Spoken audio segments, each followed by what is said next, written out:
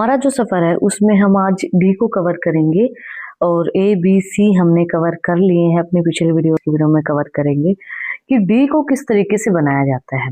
अब सफ़र तो बहुत अच्छा चल रहा था, ऐसी नो डाउट, बट पता है दिक्कतें कहाँ आती है? जब आपके सफ़र के बारे में आपके जो फ्रेंड्स हैं और कुछ ऐसे फ्रेंड्स हैं जो आपको मतलब परेशान कर सकते हैं, छेड़ सकते हैं कि भई वो थर्ड क्लास में जाके बैठ के सीख रही है, वो थर्ड क्लास में जाके बैठ के सीख रही है।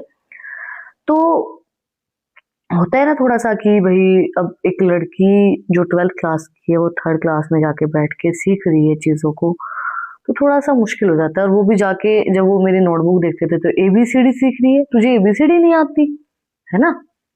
तो थोड़ा-सा आपको ये फ़ील होता है उस टाइम पे कि यार ये क्या बोलेंगे, ये क्या करेंगे? मतलब होता है ना थोड़ा-सा एक फ़ील। लेकिन पता है जब धीरे-धीरे, धीरे-धीरे वो मेरी राइटिंग में चेंज देख रहे थे, वो मेरे अक्षरों की बनावट में चेंज देख रहे थे, दे चेंज देयर माइंडसेट। उनको ये लगा कि यार हम भी जाएँगे, हम भी सीख के आएँगे, हमारी राइटिंग भी ऐसी नहीं है। यार तेरी राइटिंग कितनी बदल गई है, तू कितने अच्छे से लिख पा रही है। तो उन्होंने बहुत ज़्यादा ही मतलब उस चीज़ को देखा और मतलब स्टार्टिंग में वो थोड़ा बहुत मुझे टीज़ करते थे कि भई हाँ, थर्ड क्लास में गई थी, बच्चों के साथ बैठी थी। लेकिन जब उन्होंने धीरे-धीरे मेरी राइटिंग में चेंज देखा, मेरी अक्षरों की बनावट में चेंज देखा, दे चेंज्ड देयर माइंड। उनको ये लगा कि हाँ, कुछ तो हो रहा है ना? वही चीज़ होती है कि आपको खुद से मुँह से जवाब देने की ज़रूरत नहीं होती, आपका काम जवाब देगा। आप जो कर रहे हो, जो सीख रहे हो, अगर कोई सही काम कर रहे हो तो सोचने की ज़्यादा ज़रूरत नहीं होती है। आपको पता है कि आपका काम जवाब देगा, है ना? अब जैसे मैं जब वीडियोज़ बनाने स्टार्ट की मैंने, तो आज से 4 साल पहले मैंने वीडियोज़ बनाने स्टार्ट की थी। मेरा चैनल है कॉमर्स मैडम नाम से, जिसमें मैं कॉमर्स की वीडियोज़ बनाती हूँ। तो जब मैं ग्रेजुएशन में थी, तब मैंने वो वीडियोज़ बनानी स्टार्ट की। तो तब भी बहुत सी लड़कियों ने मुझे हाँ, इसकी वीडियो कौन देखेगा? हाँ, इसकी वीडियो कौन देखेगा? बट नहीं, अब वो खुद मेरी वीडियोज़ देखती है ना? वो जब उसको ज़रूरत पड़ती थी तो वो नोट्स मुझसे माँगती थी कि नोट्स दे दे, है ना? तो आप मत बोलो, आपका काम बोलेगा। अगर आप कोई सही काम कर रहे हो, अच्छे काम पे टाइम इन्वेस्ट कर रहे हो, तो आपका काम ज़रूर बोलेगा। लोगों को बोलने दो, उनका काम ही यही है। अच्छा करोगे तो बोलोगे, ना करोगे तो वही बैठी रहती है, कुछ नहीं करती, और सब ऐसे ही बोलेंगे, डज़न्ट मैटर। अब हम अपने देखो, हम अपने वर्ड में 3 ही चीज़ों का ध्यान रखते हैं मेनली, शेप, साइज़ और स्पेस। अब हमें किस तरीके से बनानी है, सबसे पहले हम जैसे काँटा मारते हैं ना कि ये चीज़ गलत हो गई, तो उस तरीके से हमें एक क्रॉस लगाना है। वो क्रॉस सेम चीज़ें कि भई ना तो ज़्यादा लंबा हो, ना ही ज़्यादा पतला हो, ना ही ज़्यादा मोटा हो, ना ही ज़्यादा बड़ा, ना ही छोटा। और एक चीज़ हमें याद रखनी है कि जो ये स्पेस बीच में आ रहा है, जो ये सर्कल है और जो ये लाइन है, क्रॉस है, इसमें जो ये स्पेस है ये बहुत ज़्यादा मैटर करेगा। कितना-कितना स्पेस हमें कहाँ देना है, किस तरीके से हमें बनावट करनी है, वो हमें ज़रूर देखनी पड़ेगी। आपको पता है, जैसे जब मैं जाती थी थर्ड क्लास में, तो वो मैम जो है वो मुझे बेसिक से सीखे चीज़ें सिखाने लगी। जैसे मैं आपको अभी सिखा रही हूँ ना कि एबीसीडी किस तरीके से लिखी जाएँगी। तो मुझे ये लगता था कि यार एबीसीडी क्यों सिखा रही है मुझे? एबीसीडी तो आती है मुझे, है ना? आपको भी ये लग रहा होगा कि मैं आपको पहले डी या ये सब चीज़ें क्यों बनाने सिखा रही हूँ? मैं आपको सीधे लाइन्स क्यों नहीं बनाने सिखा रही, या सीधे हम सेंटेंस क्यों नहीं लिख पा रहे? नहीं। अब अगर एक चीज़ आप हमेशा याद रखना, आप कोई भी काम सीखने जा रहे हो, किसी भी तरीके का कोई भी काम है, आप वहाँ पे जाओगे तो बिल्कुल ब्लैंक होके जाओ कि आई एम ज़ीरो, मुझे कुछ भी नहीं आता, तभी आप अच्छे से सीख पाओगे, है ना? अब आपको ये लगेगा कि मुझे कुछ आता है, तो फिर आप अच्छे से नहीं सीख पाओगे। आपको कुछ नहीं आता है, बिल्कुल ब्लैंक होके जाओ। अब मैं बिल्कुल ब्लैंक हो गई थी कि मुझे तो लिखना ही नहीं आता है, कुछ भी नहीं लिखना आता है। तो मैम ने जैसा भी मुझे सिखाया, ए, बी, सी, डी, जिस तरीके से वो मुझे सिखा रही थी। अब जैसे छोटे बच्चे को होमवर्क नहीं देते हैं कि भई 1 पेज ये लिख के लेके आना, या आज 2 पेज लिख के लेके आना, तो वो मुझे इस तरीके से होमवर्क देते थे कि आज अगर हमने ए बनाना सीखा है, तो ए आपको पूरे एक पेज पे लिख के लेके आना है। फिर वो ए को चेक करती थी, वो बनावट्स को चेक करती थी, फिर वो मुझे अपनी गलतियाँ बताती थी और दोबारा से वही बनवाती थी। ए ही मुझसे दोबारा बनवाती थी।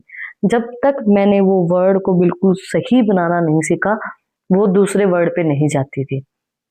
तो आपके पास भी ये वीडियोस इंटरनेट पे अवेलेबल होती हैं, आप कभी भी कितनी ही बार इनको देख सकते हो, फ्री में देख सकते हो। ऐसा कुछ नहीं है कि आपको कोई चार्जेस पे करने पड़ रहे हैं। तो फ्री में इनको जितनी बार आपसे देखी जाए उतनी बार देखो, सीखो और बिल्कुल परफेक्ट उसको बनाओ। जब तक आप उस वर्ड की प्रैक्टिस नहीं करोगे तो आपको देख के ही लगेगा हाँ बन जाएगा, हाँ आसान है, हाँ ऐसे ही होता है, हाँ बस ऐसे तो करना है, एक क्रॉस लगा के ऊपर से घुमा के वैसे ही बनना। नहीं, ऐसे नहीं बनता। देखने में सबको चीजें आसान लगती हैं बट सारी चीजें आसान नहीं होती हैं। तो आपको वो चीज देखनी पड़ेगी कि आप किस तरीके से उसको कर रहे हो, किस तरीके से उसकी बनावट बनेगी, क्रॉस किस तरीके से लेगा, नीचे से गोला किस तरीके से जाएगा। ना वो गोला छोटा होगा, ना ही वो पतला होगा, ना ही वो मोटा होगा, ना ही लंबा होगा, ना ही अंदर की साइड होगा, ना ही वो लाइन के टच होगा। तो बिल्कुल शेप, साइज, स्पेस हमें हर चीज का ध्यान रख के ही वो चीज को बनाना है। ऐसा नहीं है कि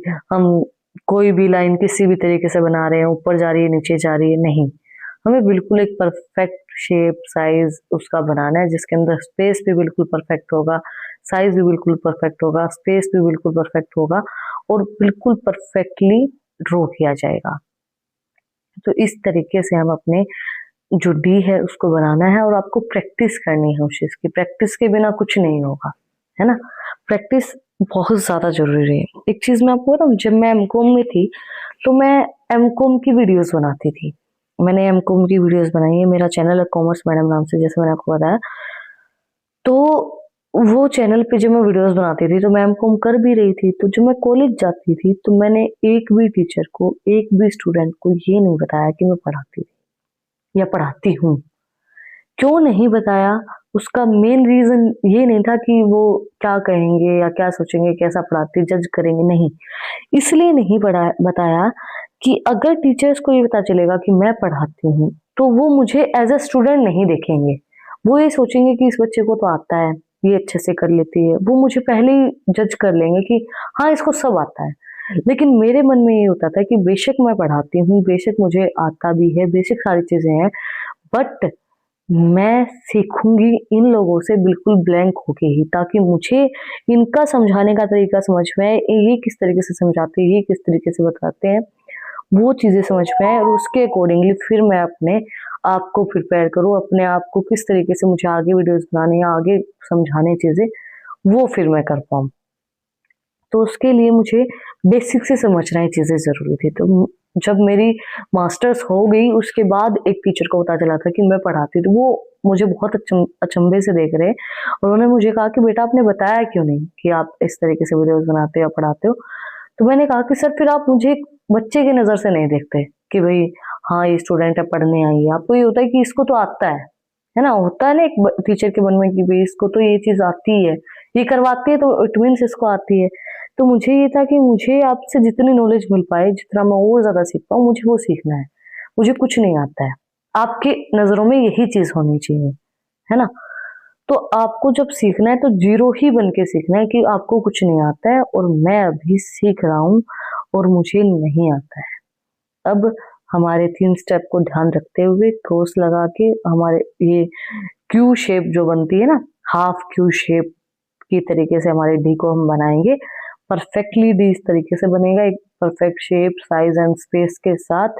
वीडियो अच्छी लगी तो लाइक करो, सब्सक्राइब करो, बेल आइकन प्रेस करो नेक्स्ट वीडियो के लिए। नेक्स्ट में हम ई को प्रिपेयर करेंगे और ज्यादा से ज्यादा अपने फ्रेंड्स को शेयर करो जिसको भी नीड है। फिर मैं देखने वीडियो सारे टॉपिक के साथ। Like and subscribe. Shri Radhe Radhe. Thank you.